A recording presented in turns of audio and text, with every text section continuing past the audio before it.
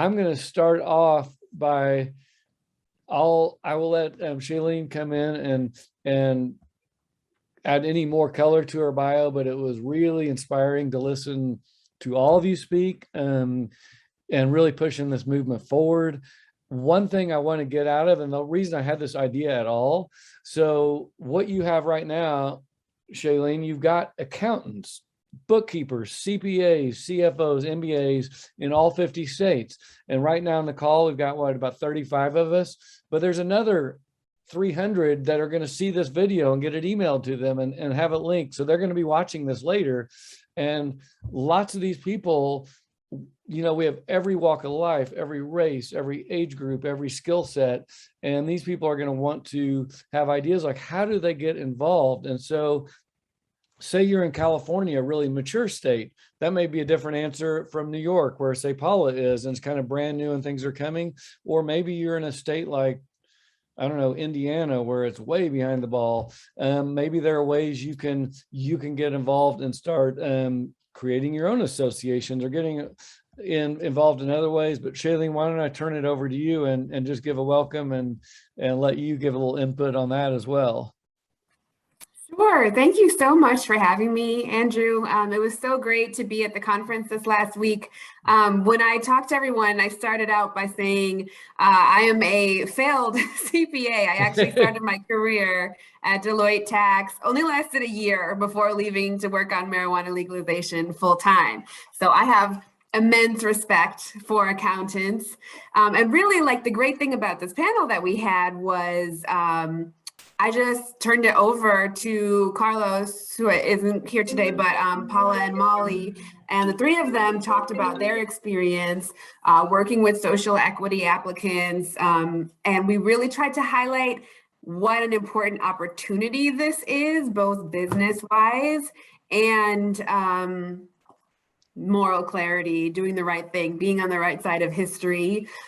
So maybe can I just start with just a quick overview of what social equity is? People don't know. That would be awesome. What social equity and yeah, how it relates to the movement. But yeah, I'm super psyched. I think the one difference too, as you do that in this audience, the audience at the AICPA, maybe a third of them are going to end up in cannabis, maybe not. They're having fun in Vegas. This group, we're all already fully into cannabis. And so, yeah, any feedback and tips, we want to hear it. And I think it's great. Let's just start at yeah, what does this actually mean? I think I'll let you go from there. Awesome. Yeah. So social equity typically refers to, I think everybody kind of has their own definition, but it typically refers to, in cannabis, how we use the new laws and the legal industry to start to repair the harms of the war on drugs. Because of course, for the last 100 years, consistently everywhere across the US, drug laws, including marijuana laws, have been unfairly enforced against Black and Latino people in particular, also Native people, other communities. And that's in spite of the fact that people use and sell drugs at roughly equivalent rates across race. And so when we talk about social equity, we talk about putting something in the law. Typically, it's 3 different areas that are run by 3 different parts of the government. One is making sure that we use legal cannabis tax revenue to repair that harm, putting it back into those same communities that were over-policed, regardless of whether the people want to be involved in the industry or not. The second way is, if you do want to be in the industry, if you are from those communities, and that's usually by residency in over-policed areas, or if you have a past conviction on your record, those people get a leg up in the industry, either by workforce training programs and jobs, or by licensing advantages. And that is typically, when we talk about where accountants can help social equity applicants, we're talking about the people who want to own businesses and very often are coming from the underground market, and they have really great skills, but they need a little help transitioning to the legal market. And of course, a lot of that is accounting. And then the third way is criminal justice provisions. So we stop arresting people, stop incarcerating people, and we do whatever we can to keep the future disparity between races low. We help people expunge their records, and we try and address all of the things that happen when you have a record in terms of your housing, custody, employment, all the other ways that it affects your life. So that is a broad overview of social equity in cannabis.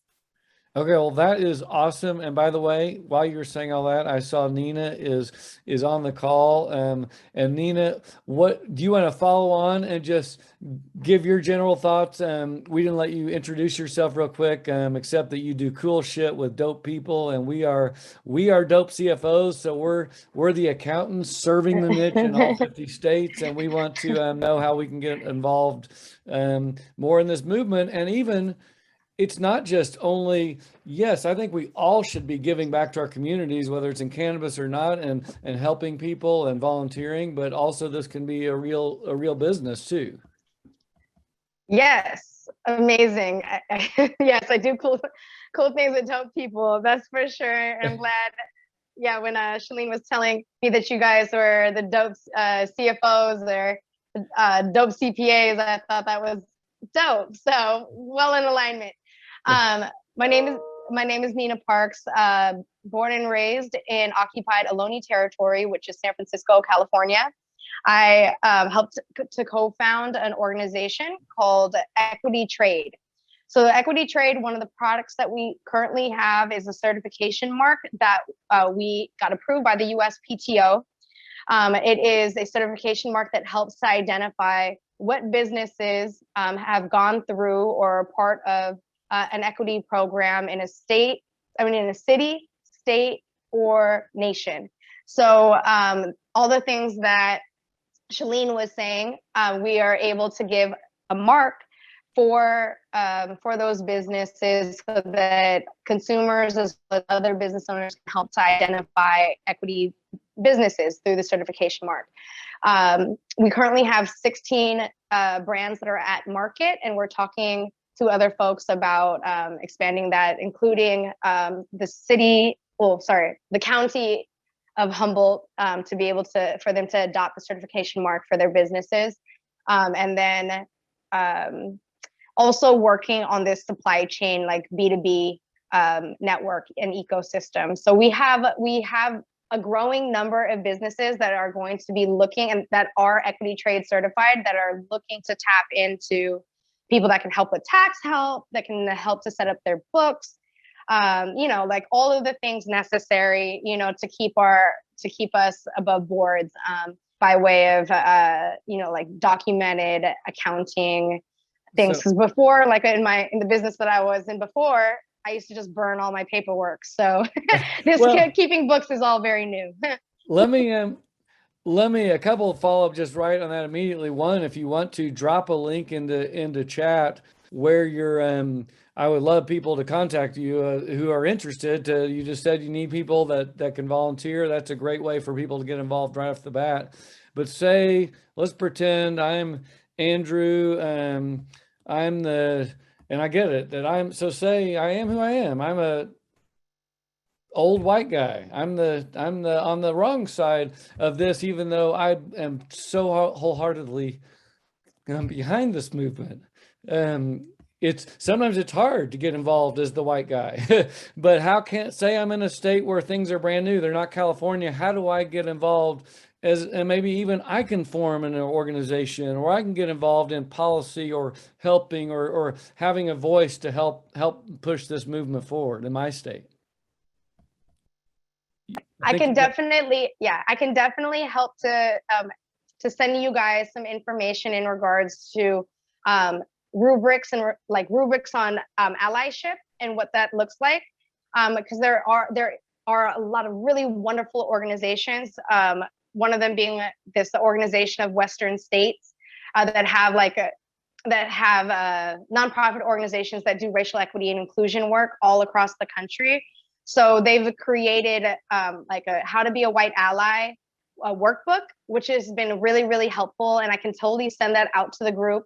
But also, we're looking again for allyship and accomplices. So that would mean like this greater understanding that people that have come from marginalized communities usually don't have access to abundant financial resources. Like the rich uncle or godparent is not necessarily easily accessible. The like the friends and family raise is not like we're like leaning on GoFundMe accounts and the kindness of strangers. You know what I'm saying? So like it's like not the same resources. So for people that understand that, being able to give a reduced rate for these smaller businesses, just think of it this way too.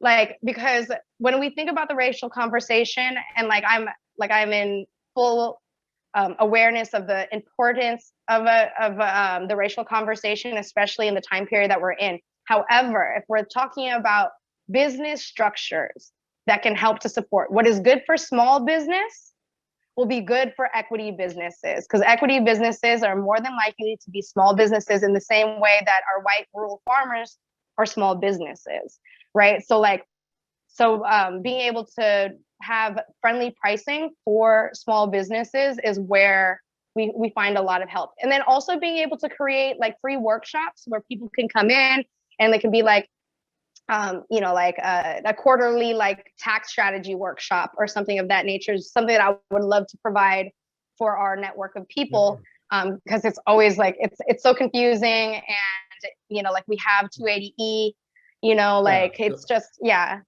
Let me, and let me follow on that with Shaleen. Let me bring you back in a couple of other points. And by the way, Paula and Molly, I'll get you in as well. And Shaleen, you were just saying down in chat, you love the workshop idea, and bring up a couple other, maybe highlight, Shaleen, a couple other issues around we're starting to see, whether it's race related or not, people trying to game the system. So rich people coming in saying, oh, I'm going to partner up and I'm going to help you, but they're not really helping. They're trying to steal your company from you or your license. Do you want to cover that a little bit as well? Because I think that's a huge issue that's making it challenging.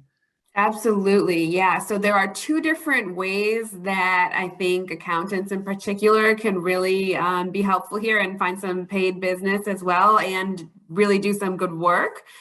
So it's two ways. So first, a lot of states, including Massachusetts, have ownership and control limits because they want to allow some time for these equity programs to work, because you're trying to do a lot. It takes a long time, and you don't want any businesses to fully dominate the market in the meantime. And so, for example, here, you can only own or control up to 3 of each type of license. So if you own 3 stores, you can't open a 4th. But people have tried to get around this in a lot of different ways, in where they're not the owner or the controller of the company on paper, but they are in real life. They're appointing the board, they own a shell company, et cetera. And so we hired an accounting firm to actually review the applications and make sure that people aren't violating those limits. And I think that will be a very common need for governments. And then on the other side of kind of the same subject, when we have really useful benefits for people in equity programs. So for example, in Massachusetts, if you're interested in the home delivery license, you have to be in one of these equity programs for the first 3 years. And so you can imagine that's a lucrative market. A lot of people want to get into it. You can't get a loan in the classic way, of course. And so it's a ripe situation for predatory and unethical loans. And we see that a lot, I think, in every jurisdiction that has equity programs. And so we need people to help to examine those transactions and to help the social equity applicant to be able to evaluate the deals that they're getting and the offers that they're getting. And the government regulator can't do that, because you can't regulate a company and like help them, to run their business at the same time. So typically every state that has a social equity program will be hiring vendors through a bid process, both to evaluate these things and to help the social equity applicants to navigate them. Okay, well, that is awesome advice. And I've been just unrelated to this, I've been talking about just getting involved in the industry in so many ways, just pushing the movement, being involved with NORML, being involved with these programs. It's just a great way to, one, help the industry and the movement, but also get in front of people, meet people. You may have a social equity client that's not, you're not making a single penny off of, and you're helping them. But guess what? Maybe they'll refer you to the dispensary that they're working with or whatever as a delivery driver. Paula, why not? This is a good chance for you to jump in, because I just see you just read, you made a long comment. So why don't you jump in? And you made a good point about in your home state, helping out, but also making sure it was still a business too. I don't see you, Paula. How's that? There you Right. go. So hi there. It helps to unmute, right? So my comment had to do with regard to Nina's organization, just taking a quick look at it. I guess those of you who have helped companies with licensing are aware that in many states, the future business has to show an employee handbook that shows policies and hiring practices that are sensitive to diversity and inclusion, so that, and that's yet another step towards making a different workspace in the cannabis industry, you know, creating this, something that actually heals the ills that have occurred before. Where I think where we were focused on our panel was at AICPA was trying to show people how, if you have this social equity license, it's you know, the states are, in my opinion, many states are coming on board and having these programs that are wonderful, and saying, you know, having the government regulators on hand to help with the licensing process. But then there's the sort of feeling of, okay, I got my license, I can open my business, but where's the money? And so what I like to focus on, and what I would love to see us create synergy towards in Dope CFO, is helping those businesses. Let's say you've got a regular cannabis business, not a social equity business, and let's say you could have unlimited equity positions to offer to investors. Well, that's great. Come on, put some money in and we'll all make money together. Well, with the social equity, the challenge with the social equity license is you have to, in order to remain compliant with the terms of that license, you have to own 50%, in some places, like in Connecticut, 65% of the business, if you won that under a social equity license. So that's almost by definition limiting how much equity you can bring, you know, how much equity you can sell in your business. So how do you maximize that remaining 35% or 50% or what have you? How do you make sure you get investment dollars that can make your business a viable business that can compete with a regular license? Well, because I was going to say, that's a great point. Before you go, and Nina, I said I was going to bring you in. I was going to say, have you probably seen a lot of this out in California? What are you seeing actually happening? I have seen this quite a bit. And, you know, like even, okay, so just to kind of give some historic context into how some of these numbers ended up the way that they did, and maybe some of the intention, and it'd be great to maybe troubleshoot around it just to get some ideas. But a lot of us had businesses already, because remember, for us in California, it wasn't a new thing. We were operating under 215. So we had 100% ownership of our business, and we were actually thriving pretty well based on the numbers that we were able to pull in. However, with the new legalization formats, and then pretty much zoning us out of some of our operating areas, some of us were operating out of our garages or like small offices and all these other things. The added expense was ginormous, plus the insurance, plus everything, right? So in order to make sure that our businesses had the chance to still remain equity businesses and not, or like at least remain a Black and brown owned, that's why they put in the 51% ownership or 49% CEO, at least where we're at. Now we're finding, just like everybody's saying, like it adds in restrictions to actually be able to raise funds in normal ways that any other business is allowed to. So some of the things that we're like solving for on the legislative level is like trying to organize and make it so just as long as the majority of the shares are held by people that qualify for equity, it could still be considered an equity business. Other things that we can also get creative with that we have seen, if it's just a matter of money, like there is potential like loan agreements or profit sharing agreements or other things of that nature that still allows the person who is investing the money to see a return. However, the paperwork is not the same as them owning equity into the company because of whatever limits that we currently have with the language and framework. That's awesome. And what I love, one thing I've loved about the AICPA conference and what we're doing today, and even Dope CFO, we're a very connected network, and we just start bringing people into the conversation, and now they know, like now, I mean, like Nina and Shaleen, you are going to be like someone who joins our program 3 months from now. They'll be able to watch this video if they want to and be like, oh, I'm going to contact Nina. She knows what's going on. Let me quickly let Molly jump in. Molly, do you have any feedback from the conference, or and I know Molly's gotten very involved in Chicago and what's going on in the movement there. Do you want to give a quick overview of what you're doing right now? Sure, thank you. Other than gambling in Vegas? Other than sucking at that, no. So the panel I thought was really awesome. I just want to speak on the fact that, you know, I think that sometimes we have to take a step back and understand kind of where we're at with the general understanding of the basics of social equity, like Shaleen was speaking to. One question that we got from the audience was kind of shocking to me, but really also helped me understand that we really can pull together to do kind of really consistent, simple gestures as a profession to help this cause.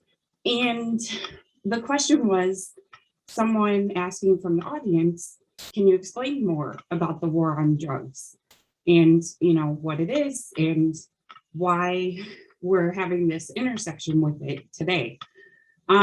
So while, you know, that may seem like a simple question to some, it really, I think, spoke volumes to me about the fact that we are on the right path in connecting stronger with our profession about this. And I just want to echo the advice that Shaleen gave of the fact that, you know, connecting with applicants to kind of help them or be the best advocate with a financial focus and mindset for them that you can be really will go a long way. And I think I've experienced that it has gone a long way for me already, just in terms of how I'm able to help provide value to, you know, their journey.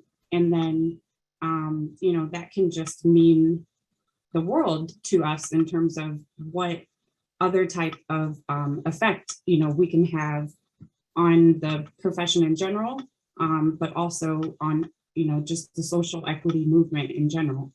So I really like the idea of doing like some type of quarterly focus or open forum. Of course, it has to be structured, but I've been giving something like that a lot of thought. And I think that there's definitely hunger for that in the air.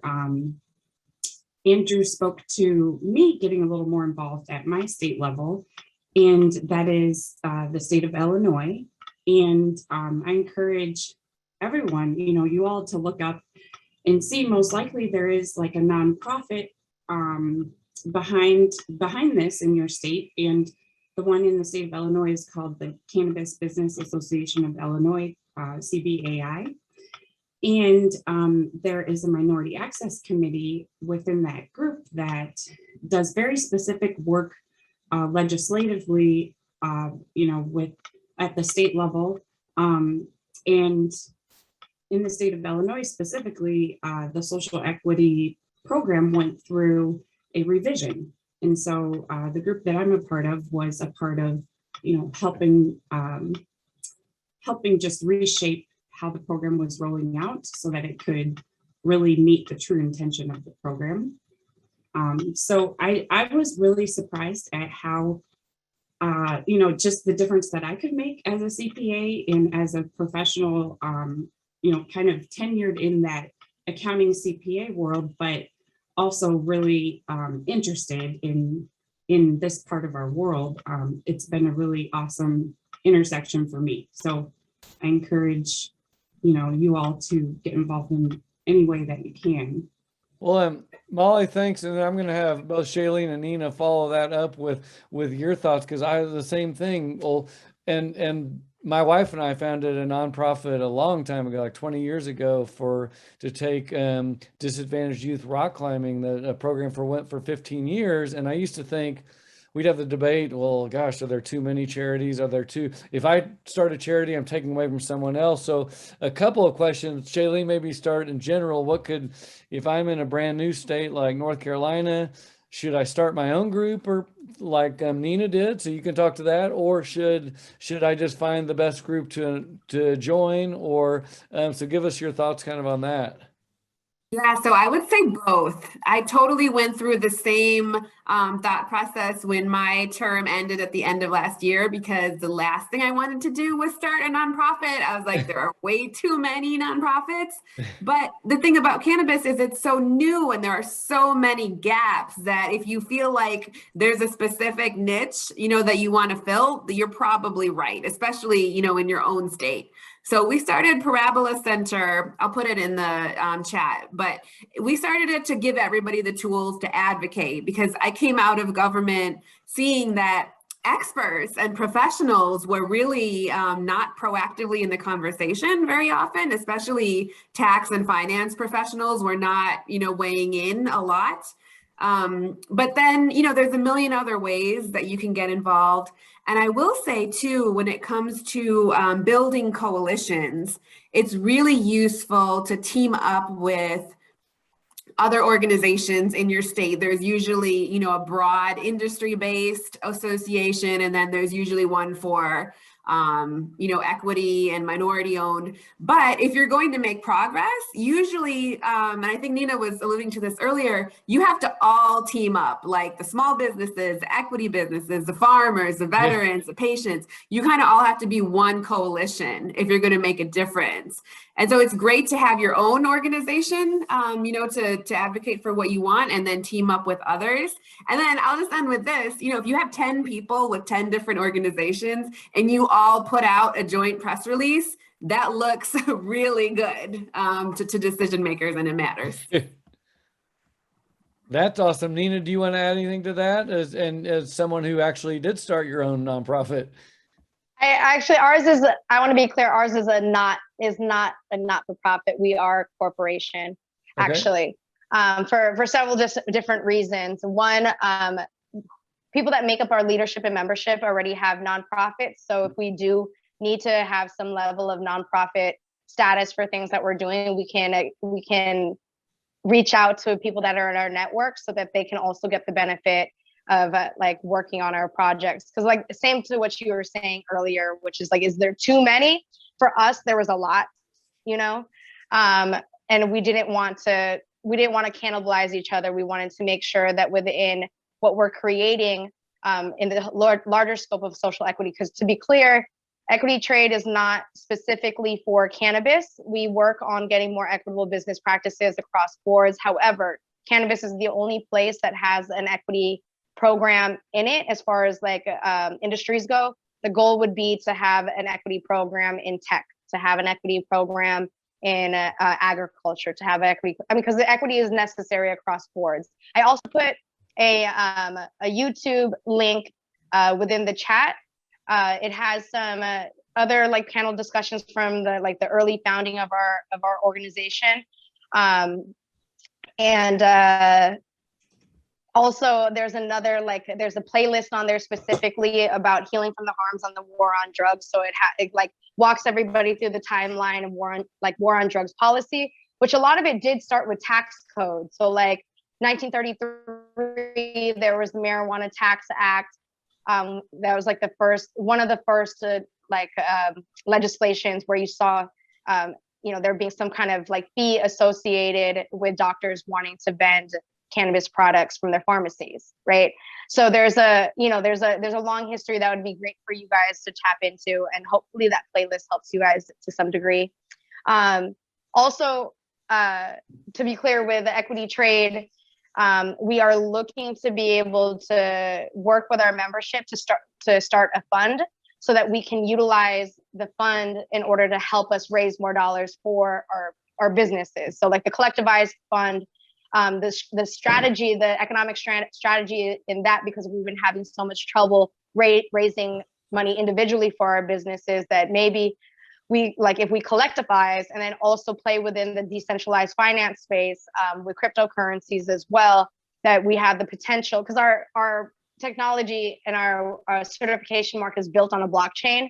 So we have this parallel space to the decentralized finance world of figuring out how to utilize that in order to help us raise funds for our different businesses. And as far as businesses that are trying to help heal from the harms from the war on drugs, again, cannabis is one space, but looking at ancillary companies on the outside of cannabis, we're also looking to support people that have been system impacted into being able to figure out what other economic, venture would they have wanted to take had there not been so many social and legal roadblocks for them being able to access it. So like, we have folks that qualify for equity in San Francisco, but maybe they want a food truck or a notary business or something on the other side. So really looking to figure out how we can economically open up the world for people that have been pushed to the margins. Well, that's awesome. Lots and lots of good ideas there. Just to kind of backing up at even a higher level, I think one cool thing about cannabis in general and CBD too is how just the medical side of things is really bringing people together, because there are people like my mom is a great example. She's 84 in Oklahoma and just as anti-cannabis as you could ever be, but she's slowly coming around. When you get older, she's got arthritis and sleep problems and all kinds of things, inflammation, and starting to see, like, her doctor's got her on CBD, and like, oh, that's a step one in the right direction, to just getting people behind, like, oh yeah, this isn't actually like the drug war or whatever in her mind. This is like, oh, this is actually real medicine, and maybe taking a look again of what her doctors were prescribing her for the last 40 years, Valiums and all kinds of pills, is not the answer. But along with that, a couple of points I want to make. One is cannabis, just as, and we're all already in cannabis, we're accountants. It's an awesome industry because, one, it's a movement. We are changing the world, and we're in a key part of history. Usually accounting, I've been accounting for a long time, is boring. It's like, yeah, we sit at the office and we do the tax return for a dentist or a electrician or whatever it is. But with this, it's actually, we can get behind something that we believe in, and different people are focused on different things. I have some people that are really focused on the medical side, the medical movement, or the social equity side, but we can be involved and make a difference, and we can really add a lot of value. Everything we teach in Dope CFO is doing world-class books. That is the basis for whether it's a social equity applicant or a huge dispensary chain. They've got to have great accounting so that they can do everything else, run their company better, have access to capital.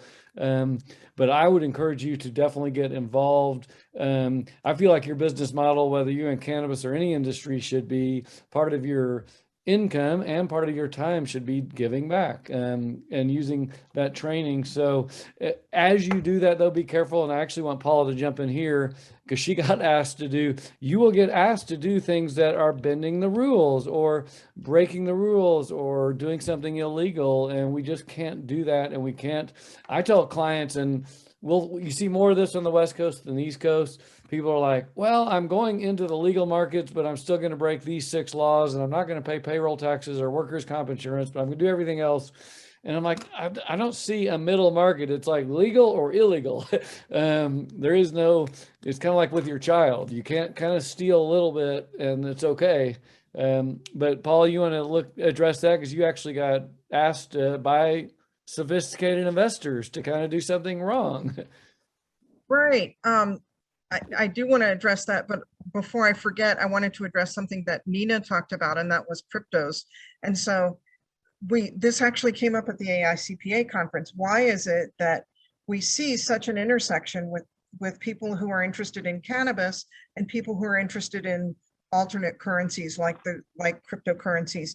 And the only we kind of came at it from more of a personality standpoint, that generally you've got people who are trying to look for new pathways of business and new pathways of monetizing things, and so and of currency. And so you will see a lot of cannabis investors, a lot of cannabis business owners say, oh yeah, I want to have, a Bitcoin teller machine in my dispensary, or where when you say, well, Mr. Cannabis investor, where are you getting these funds from? Oh, well, I made a whole bunch of money in cryptos.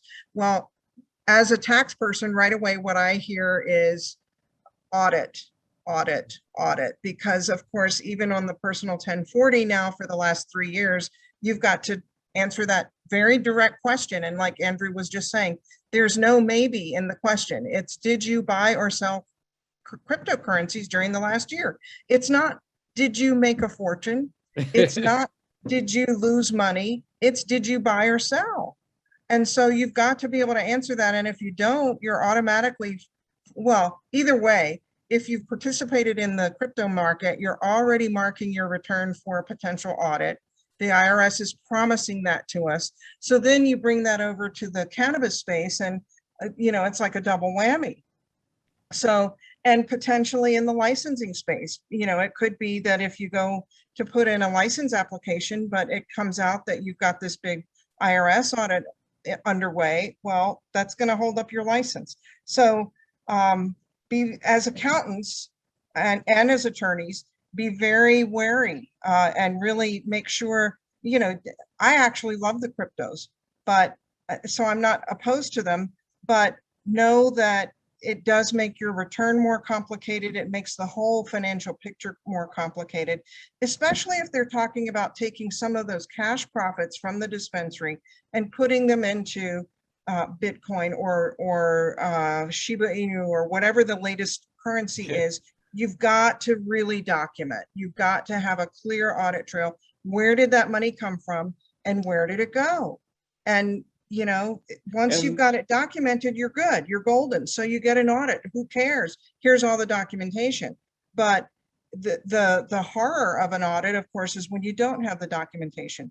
So let's see. Oh, regarding people who will, again, push the envelope, you will, as accountants and as attorneys, get asked by people to create internal documents that kind of get around these equity positions that the state regulators are requiring in order to give these social equity licenses or to award these social equity licenses. I shouldn't have said give, because nobody is really given a license. You really have to earn that license by the documentation that you show in your application. So you will get asked, or in my experience, there was a client in California that just was very, very clear. They had this pre-approval on a license. They had done very well in that pre-approval round, but they wanted to create an internal document that showed how the profits were going to flow. And instead of having the equity set up like it was in the license, they wanted a different equity structure, one that was actually quite flipped, so that the social equity applicant had 1% of the equity in their internal documents. And it would be sort of a wink, wink, nod, nod to the regulators. Well, I couldn't do it because that was asking me to participate in fraud. And that was asking me to not only participate in fraud, but also to tear away at the very heart and soul of what so many of the advocates in this industry have been working for since we legalized, since we started saying we've got to create these programs. And so don't do it. There are very few times that I'll say, don't do it. This is one of them. Don't do it. So create legal ways. That's awesome. Let me piggyback on that, and I totally agree. We are accountants. CPAs have a code of ethics. Even if you're not a CPA, yes, follow the law and use common sense. I'm so, if you see someone that says, "Look, I'm selling this sticker for $200, and then I'm going to give you a free pound of weed," that doesn't smell right.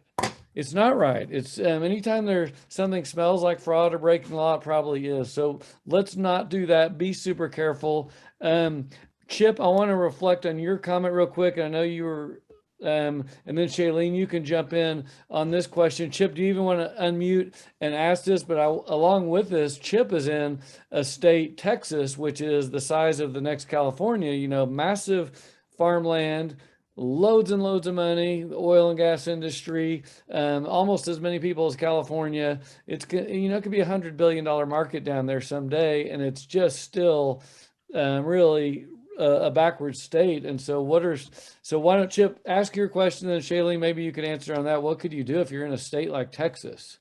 Yeah.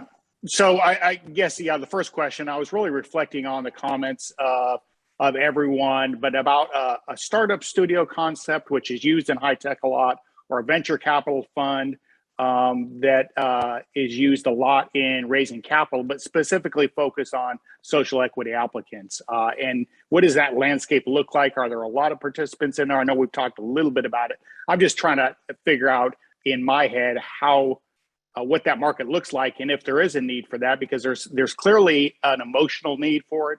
And I'm sorry, I'm not on camera. I've got some wicked sunset back here, so it's blinding everybody. But there's clearly an emotional need for that. I love what you said, Andrew, about doing good in business, and a great place for you to be involved in business, but also do good.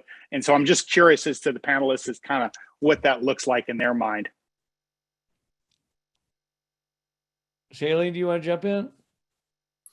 I think I would refer that to a practitioner. I will just say, I think it's a lot harder than it seems, because I know when I was the commissioner, we got approached at least 10 times, I would say, that people who wanted to start funds to invest in social equity applicants. And we loved it and we supported it. And each time, I don't know, someone involved was like, I can't do this. The risk of it being federally illegal is too much. Okay, for getting that. And that kind of Mark has a similar question too. With any tips for vetting investors to connect licensees? Yeah, it's so tricky. I mean, and I've talked to states. I mean, I don't know all the answers. And actually, this is a question maybe you could answer, Shaleen. I mean, so typically when we think of investors, like the big people of money, they're so focused on, I got to make money. And so you mentioned social equity. They're like, yeah, go talk to somebody else. So that's an issue right off the bat.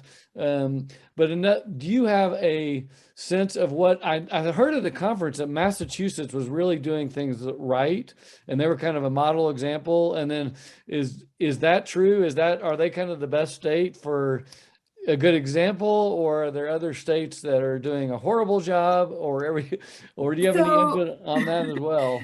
I think there's no one state that's doing it perfectly. I think there's elements from each jurisdiction. If you ask any jurisdiction regulator or participants, have you achieved your goals? They're definitely going to say no, but they'll have things that they're proud of. In Massachusetts, I'm really proud of our delivery program and that exclusive access, because if you want to invest, you have to invest in a delivery licensee who's in the equity program. And that's been kind of working out as expected so far.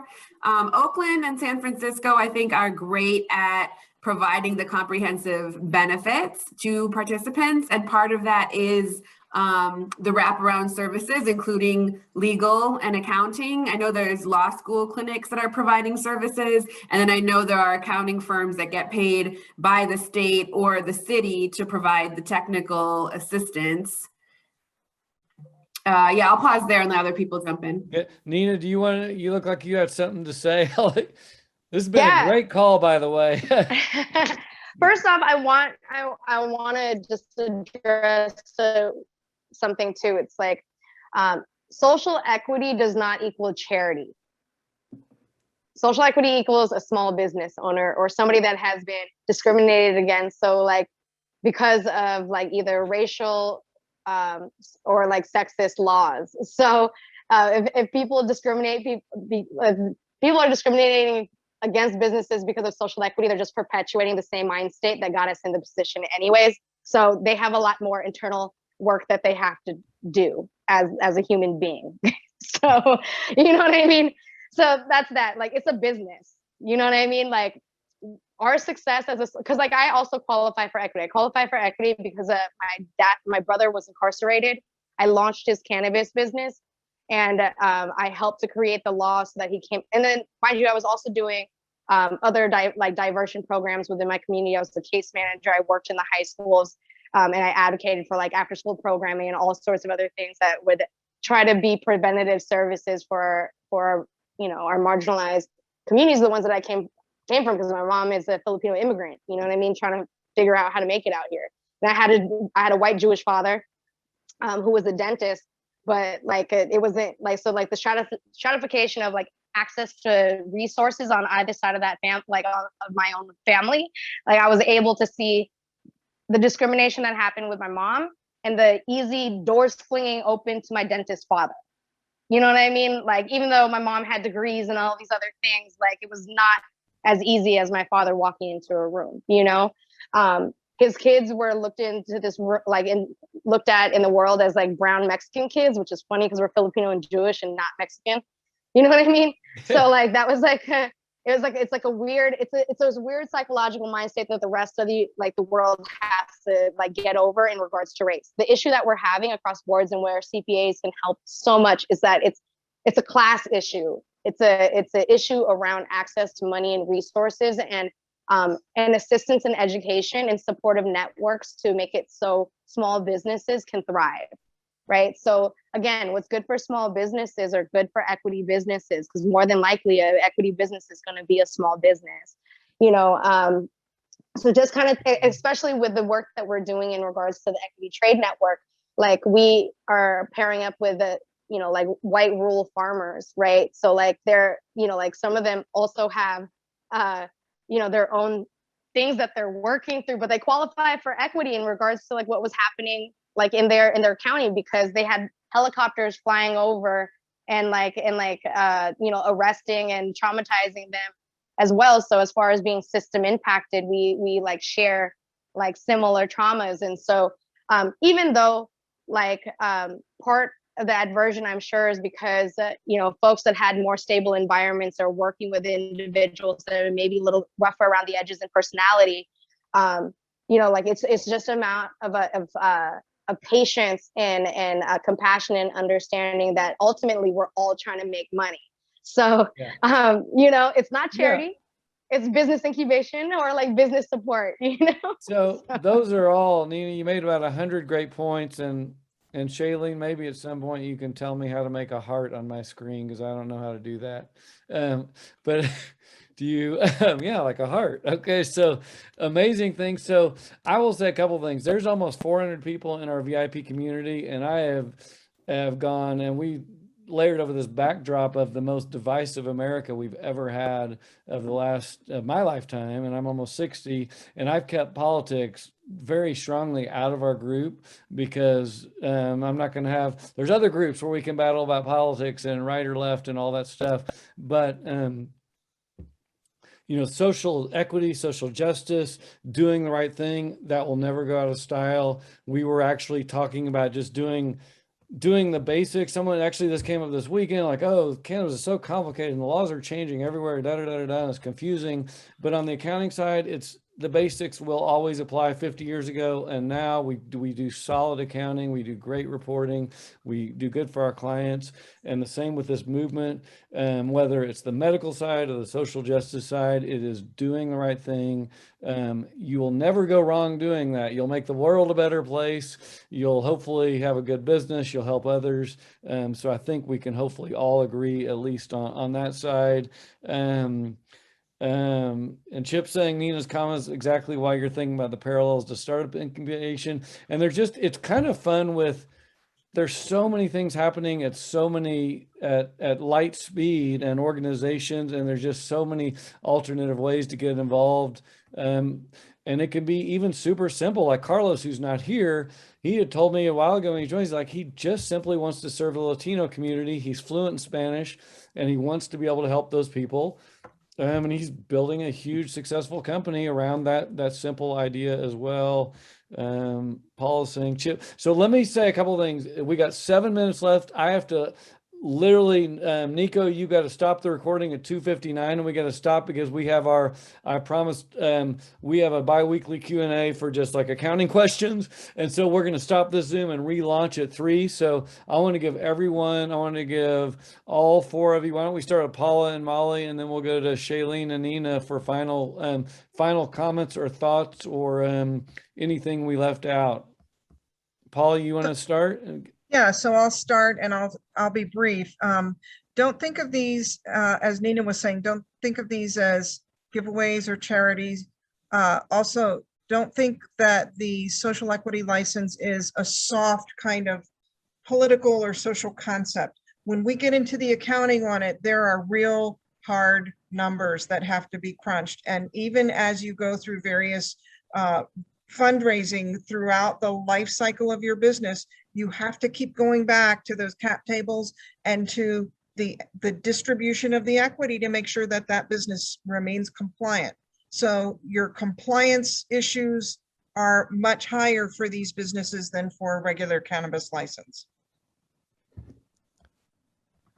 Thank you. That is awesome. Molly, you want to have some last thoughts? Sure. I would just say that I really appreciated your comments, Nina, about, basically this is not a charity, and as service providers, we need to be considerate of doing our part in this effort also. And I think that I have experienced firsthand that, me joining with some of those social equity awardees that I have in helping them in their organizations has not felt like charity, I don't think, on either end. But the awesome part about it is that to me, it feels like, a way, what we do as accountants is really important, but it's a way to make our work even more meaningful to me. And I think that we should definitely take this momentum as, those of us who are interested in creating some type of consistent resource for the awardees that, are more incubators and maybe at the start of developing their businesses. I think there's a lot that we can contribute. And if we do it in a structured way, I think that we can create a ton of value. That's awesome, Molly. Thank you so much for that, and you and Paula both for even volunteering to be on the panel at the AICPA, and Shaleen too. Why don't we go with Shaleen, and then Nina, we'll let you finish up. It's been a great call, and by the way, we'll record and share this with everybody so you can share it as well. Yeah, I just want to acknowledge Andrew and Nina. I really liked what you said about this not being charity and this not being partisan, because it is just our innate fairness of understanding what went wrong here and us correcting it versus anything else. And then I also want to say to Chip and Mark that I really love the idea of a fund, and I realized I might have come across as a wet blanket earlier, and that was an accident. I actually meant to say, I hope you go into this with resilience, and I think if there's any group that could do it, it's this group. And then I'll just close by saying to the question earlier about what do you do if you're in Texas, and I think this actually applies anywhere. You will be so surprised by how many people say that they are a cannabis expert, but have not actually sat down and read laws or regulations or understood what's going on in other states. So if you just do that, you find good resources out there and you learn them, you will go very, very far. All right, that is awesome advice. I'm seeing over in the chat, people are coming up with ideas, and actually, I'm thinking of ways as well. Dope CFO does, by the way. Probably most people don't know this. We give money donations every quarter. We have done even actually, like Paula, I've helped an organization she was involved in. We've done some social equity grants. Lately, we have such an issue with homelessness and weather that I've been donating money a lot in my local community just to help feed and clothe people. But I'm super interested in getting Dope CFO involved, both with possibly some time I can get involved, and then money as well on some of these ideas. So I think we're going to keep this discussion going and figure out how we can move that forward as well. Nina, let's let you have the last word. Awesome. I'm really, really inspired by this collective of folks in here. Please do keep in contact with Equity Trade.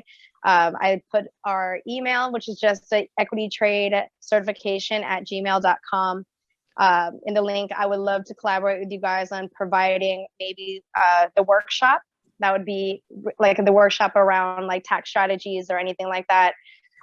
So stay creative. I think something that using cannabis as well as other like natural homeopathic medicines has helped me to really embody is that a lot of this is all made up by somebody. So we might as well all collectively make up something that works for more people, right? So I'm completely down in here for putting in work to create the other space, the more diverse, more inclusive, and the more like innovative space, because for my nieces and nephews to be able to have different conversations when they get to my age is really the goal of everything. We just don't want to be talking about the same thing 20 years from now. So that's for certain.